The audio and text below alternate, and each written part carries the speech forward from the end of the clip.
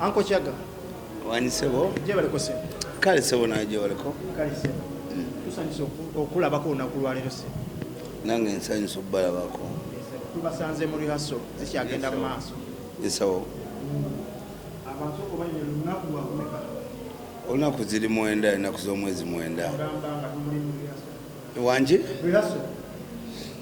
Riaso ennaku nyingi era ezibulayo muzimanyi. So never muddeko mubuulidde how we've perfected ebintu byonna bitambula. So department yaffe etambula bulungi ya rehearsals despite all factors eziriwo nenga rehearsals zikyagenda mu maaso. Zino ensonga eziri mu ggwanga ennaku zino between Allien Skine ne Palaso tezibatiisizza? Ezo ensonga za kiyimbi era zijja kuggwa tonde sobola kubaawo for long obutategeeragana bo bwabo baddewo naye nga ate obutategeeragana tebwavudde ku bayimbi nga bo just wabaddewo aggressiveness n'obusungu bwakozesebwa naye nga oba kyebayita eggaali mu lulimi olupya eggaali zezaleese eki obuzibu naye nga nze kyemmanyi Allien Skine ne Palaso bali ku mulamu ogwo gwa music bona bayimbi era byonna byonna ebyabaddewo tunoonya engeri gye tubikola ki gye tubisolvinga. Twabadde tugezezaako kubanga kwola olunaku twali tutuuse ku reconciliation policy after nga tugezezaako tutegeeragana ne maybe after Allien Skine ne wabaawo abamugamba nti tolina kukola ki kola bwoti kyongere mu bwoti ne bwoti kubanga nalabye obusungu bweyongedde naye nga abayimbi bonna bwe muzze mu balaba waliwo vibe abayimbi banywamu ekyokunywa nange mumanyi okunsanga nga nkuta ekipa yange eriko ebigambo ebya bbulu kakati kati ate we wabaawo olyaso waliwo ekicreatinga vibe eyo ebintu bisobole okunyuma kakiyinza okuba waliwo forces ezaleese olutalo olwo naye nga balina okumanya nti bali muntu ogwo bonna bakola bizinesi yemu bizinesi eyo yakusanyusa abantu so nsuubira balina okwekwata badde ku mulimu gwabwe basanyusa abantu nga tewaliwo era nze nali badde njagala nnyo oba nko Palaso ne Allien Skine bakwatagane bakoleyo n'oluyimba kubanga ekintu kino aipo ekirimu musically kiba kiyinza okukola oluyimba olwakabi hit song.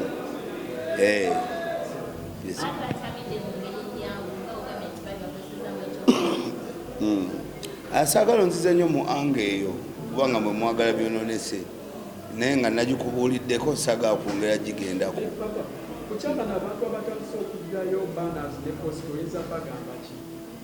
Abantu aluse okugyayo banners ne posta si Allien Skine azigyayo okitegedde naye waliyo abawagizi b'abantu bo abalina obusungu obungi okusinga oli kati ate Allien Skine wanaddiŋŋana ne Palaso bona banaabeera batya so n'abawagizi baleme kwefuula nti olutalo baalubaddemu nnyo bamanye ekyabaddewo nekitabaddewo kubanga baana ne bwe bagijjawo baana bajjeyo yaani ya Palaso era baana eriko ki nti newoogijjayo era nako nako kalango bagamba bajjeyo baana ya Palaso ey'olunaku ki bwe ruti so abawagizi bane mutuwagire naye naffe tulina ebizibu byaffe ng'abantu temubyeyingiza nnyo mugendere ku kyetukola kyemutwagaddeko oba omuziki oba ki kubanga Allien Skine agenda keera ku makya addiŋŋane ne Palaso bayinza n'okukubayo oluyimba kati gwe yabadde omukambwe ennyo simanyi walinye ebbaasi wavudde Mityana wavudde simanyibwa njoze kuba ngoomi kale ekyo kintu kinaakuteekawa ya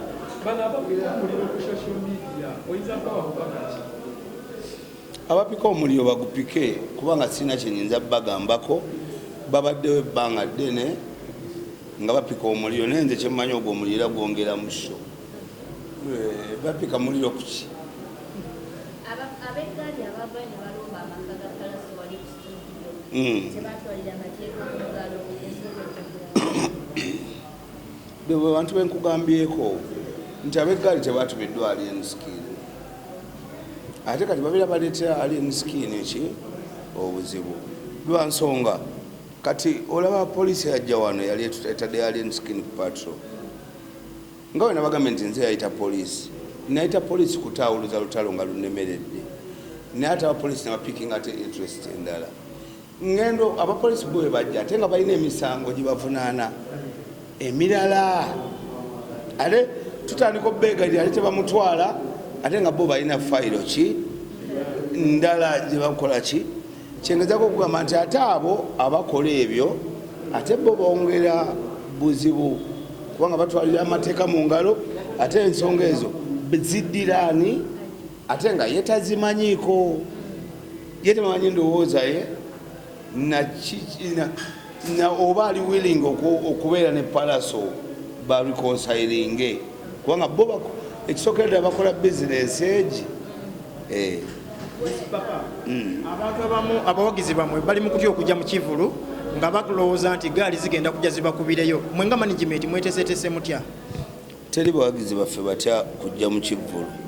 kubanga teri muwagizi waffe yaggambyeko ntagenda kujja mu kivulu ku social media mbalaba bawanda muliro beeraliikirivu nedda bro kino ekivulu kyategekebwa bbalamu kirina security emala Allien Skine tanagambako nti alina kyategese okujja eggaali kyenkugambye nti waliwo abantu abeewa obuvunanyizibwa obutabakwatako nga we wawulidde nabawuliddeko nti bo bava mityana bo bajja kulwanirira ki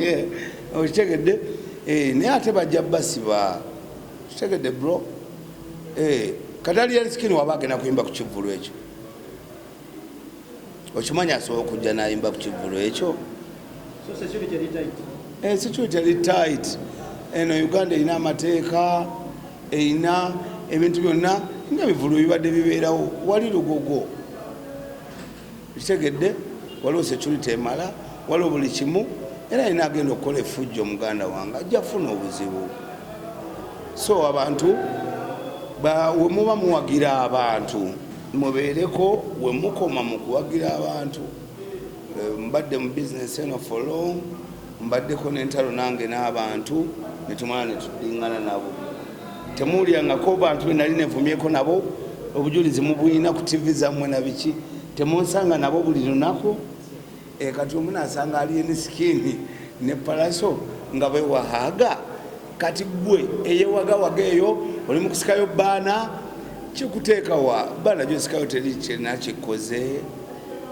tomanyi sente zagitaddeyo ne Allien Skine takumanyi kitegedde so byebyo sina bingi byakwogera nnyo n'abantu naye nga mwenda ekivulu ekiri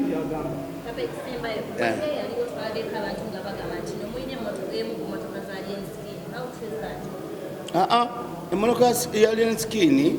yali agirese wano naye yamala n'aginona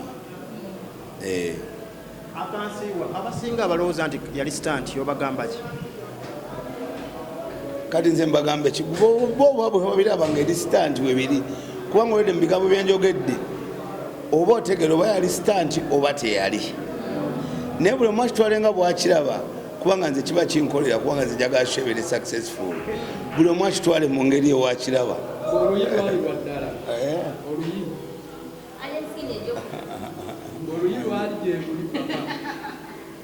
owaye temuntinkuula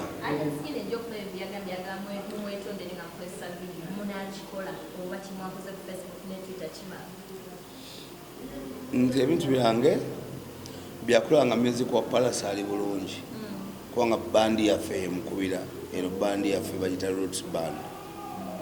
neno interview njikolanga elder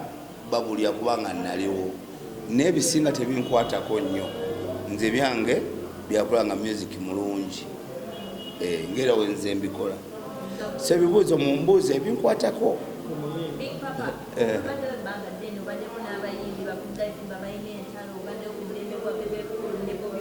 entalo zineeno abantu abamu bakuze ne katulanga Bobi Wine ne Bebe bakyewalana.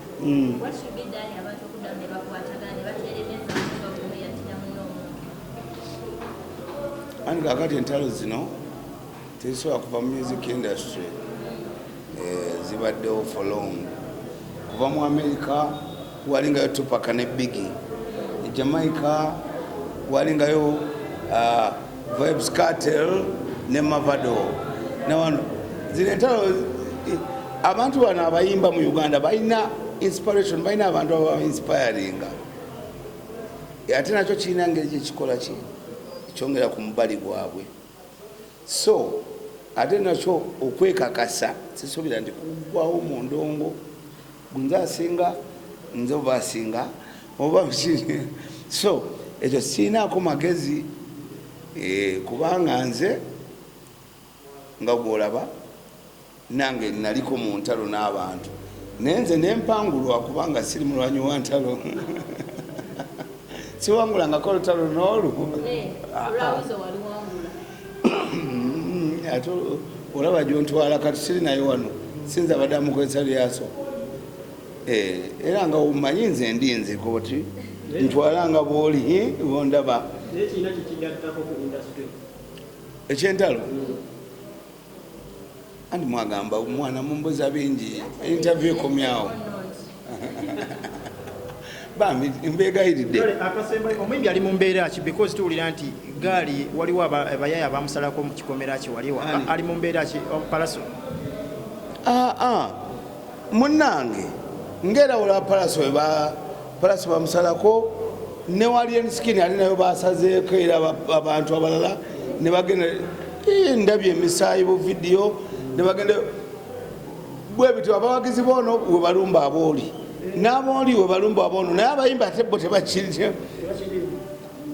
okitegedde kiri kyaggwa kyali ku luli naye abantu beetuminkiriza kakati nawulidde naye ku kyalo kya palaso wali wabeera wali studio ye baze ne bakuba abantu ku kyalo kwonna kati ate leero ndabye nti ne Allien Skine wali abagenze ne bakunjerera ennyo naye nga tugenda kunoonya engeri gye tudisorting ensonga eyo nga tukwataganye n'amateeka ne poliisi ya Uganda okitegedde kubanga si kyangu bakitwala ng'ekyalayisi naye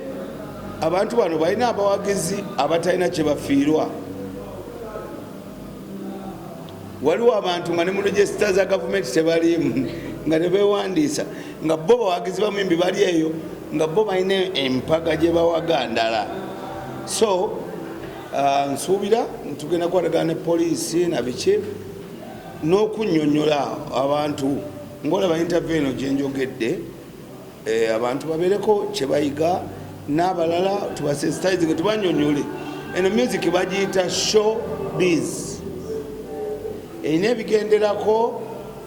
kali biyinza okutwaliramu gwe noyingira mu showbiz w'abantu ate gwe n'obufundikira ng'oli luzira. Amina.